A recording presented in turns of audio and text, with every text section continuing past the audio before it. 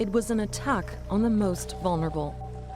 19 people inside a care home murdered in their beds at night by a former employee.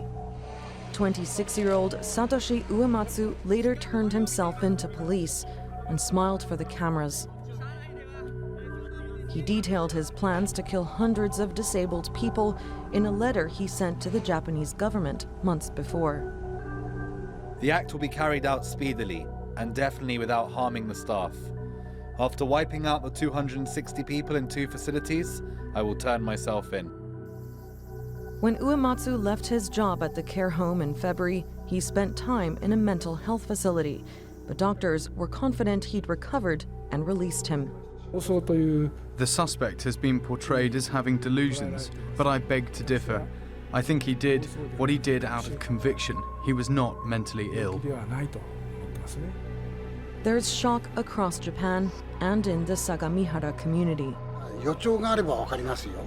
If there were signs, then I'd understand. But there weren't any.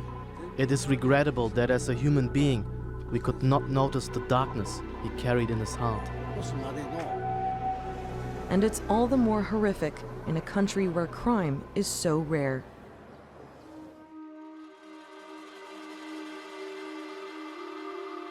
Last year, the number of crimes reported in Japan was the lowest since World War II.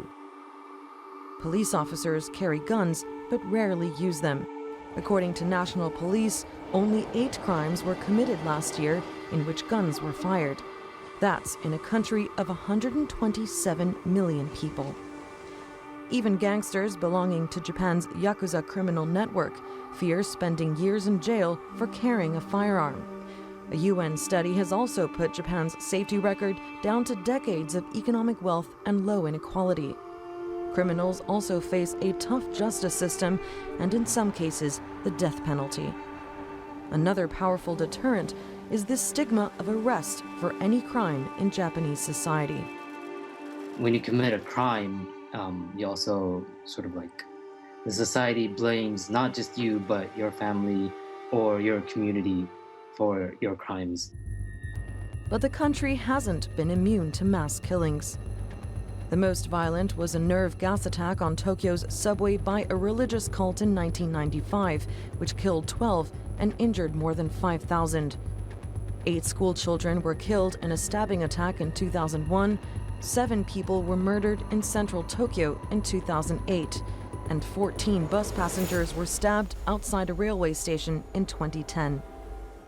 The stabbings at Sagamihara have already triggered better security measures at medical facilities, echoing a growing concern that the rarity of crime in Japan has perhaps created a false sense of safety. Sandra Gatman, The Newsmakers.